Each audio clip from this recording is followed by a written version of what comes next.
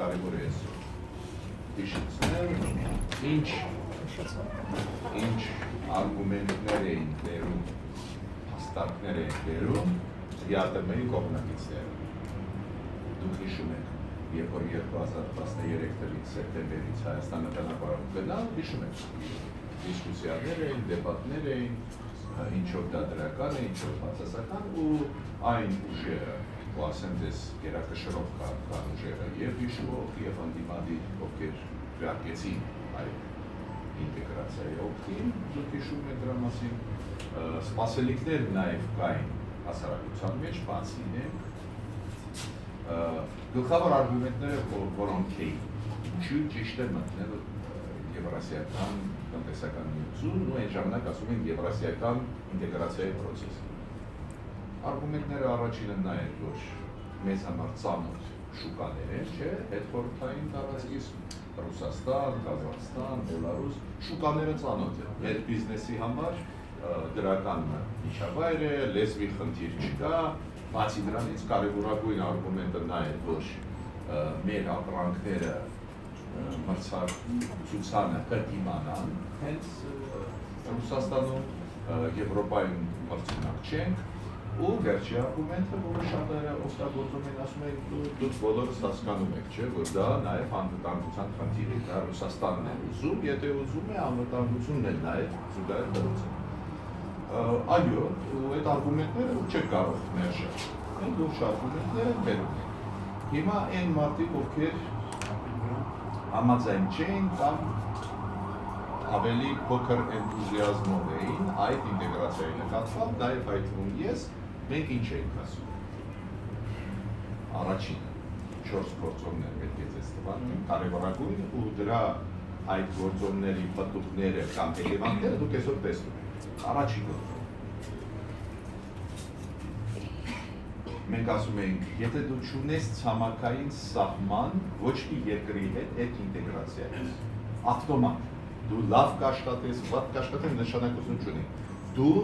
սահմանափակ հնարավորություններ ունես, քանի որ ցանկացած ազատ առևտրի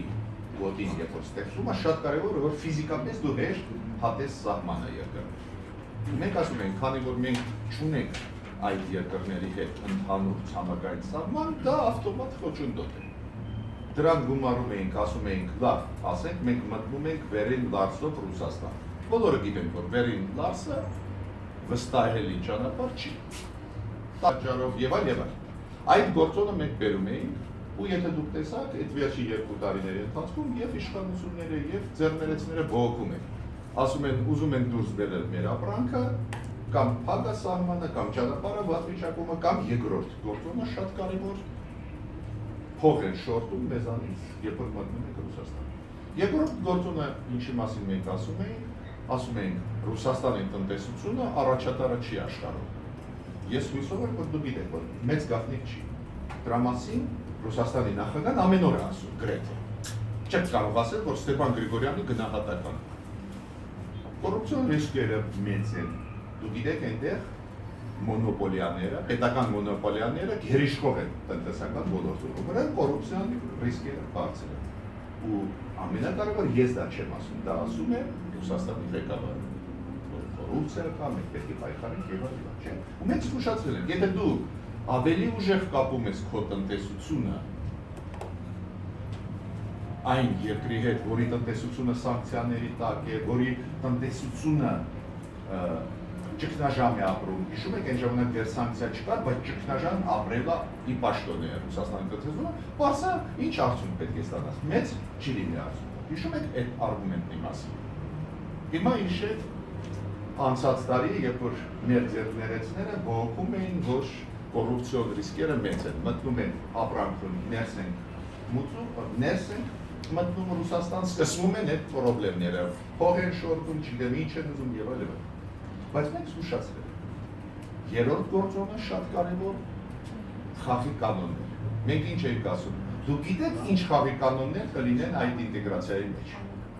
Դուք ասեք, ինչ կապ ունի։ Կապ ունի, ուղղակի կապ ունի։ Դուք երեք հանդիպեցիք այդ պրոբլեմի հետ։ Խաղի կանոնները որոնք են լինել։ Խաղի կանոններից պատուղներից մեկը դուք այսօր երեք խաղեցիք։ դուք գիտեք, որ Հայաստանի քաղաքացիները ԵՏՄ մտնել գործի մեջ չէ, ուժի մեջ է խաղի կանոնները։ Իրավունք չունեն 5 կիլոից ավերը ապրանք դուրս բերել Հայաստանից։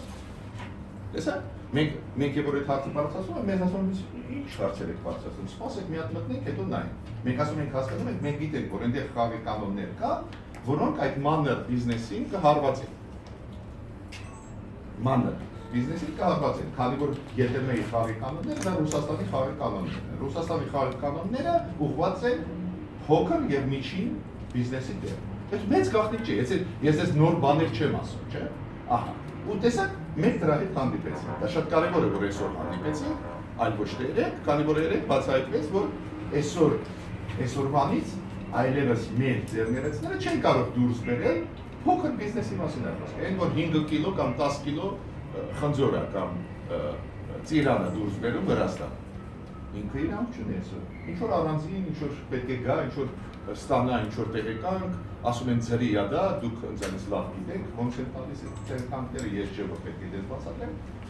Այդ երրորդ գործոնը, որի մասին մենք խոսել ենք, մենք ասել ենք, խաղի կանոնները ո՞րն է։ Օրինակ Ղրղստանը գիտեք, որ բարձրացրեց այդ հարցը Ռուսաստանի առջև։ Ռուսաստանը ասեց, գիտեք, մեր առևտուրը Չինաստանի հետ մեծ է, հիմա մտնելուց հետո ավտոմատ կհարկվեն այն ապրանքները, որոնք Չինաստանից մտնելու են Ղրղստան, ո՞նց ենք մենք դա լուծելու։ Ու քանի որ իրանք այդ հարցերը բացացրեցին ժամանակին, դուք գիտեք, ստեղծվեց հիմնադրամ Ռուսաստան-Ղրղստան, որը կարգավորում է ինչ-որ չափով այդ հարցերը։ Այսօր ինչ-որ բիզնեսի մի մասը Ղրղստանը ստանում է փոխհատուցում։ Ես հարց եմ տալիս, ինչի մենք դա չքննարկեցինք, բայց մենք հարցերը բացացրեցինք։ Ու վերջինը ամենակարևորը, ինչի համար ես այսօր քանի որ համարում եմ շատ ավելի սրված դնում ենք այդ հարցը։ Այդ ԵԱՏՄ-ն Ռուսաստանին ինչի համար է պետք։ Ինչի համար է դա շատ կարևոր է հասկանալ։ Ռուսաստանը գլխավոր դերակատարն է այդ ինտեգրացիայում։ Ինչի համար է պետք։ Ինտեգրացիոն պրոյեկտ իրականացնել, ազատ առևտրի գոտ է ստեղծել, թե ինչ որ ուրիշ բանի համար։ Այդ գլխավոր հարցը այսօր դա է։ Ինչի համար է դա Ռուսաստանում պետք։ Ես կարող եմ ձեզ ասել, զարգացումները ցույց են տալիս, որ Ռուսաստանի համար պրիորիտետային չի տնտեսական զարգացումը այդ Եվրասիական տնտեսական միությունում։ Ու ես ունեմ փաստեր դրա հետ կապված։ Ռուսաստանի համար ավելի կարևոր է քաղաքականապես այդ պետություններին ԵԱՏՄ-ի կապել իր հետ, Հայաստանը, Ղազախստանը, Բելարուսը, այլ ոչ թե զարգացնել մեր տնտեսությունը։